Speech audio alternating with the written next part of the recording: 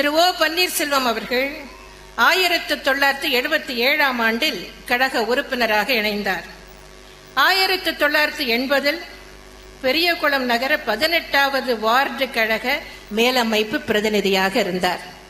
எண்ணி பாருங்கள், 2000 தேனி மாவட்ட கழக செயலாளர், 2001 பெரியகுளம் தொகுதி சட்டமன்ற உறுப்பினர். அதன் பின் அவர் முதலமைச்சராகவும் இருந்தார். கடந்த கால வரலாற்றை நீங்கள் பார்க்கின்ற போது, இன்னும் சொல்ல போனால் நம்முடைய வரலாற்றில் இந்த ஒரே ஒரு விஷயத்தில் தான், இந்த ஒரே ஒரு கேஸ் ஹிஸ்டரி தான் உள்ளது. ஒருவருக்கு முதலமைச்சர் பதவியை வழங்கிவிட்டு பின்னர் உரியவருக்கே அந்த முதலமைச்சர் பதவி திரும்ப தரப்பட்டதாக வேறு வரலாறே இல்லை. இது ஒன்றுதான் அப்படி நடந்திருக்கிறது.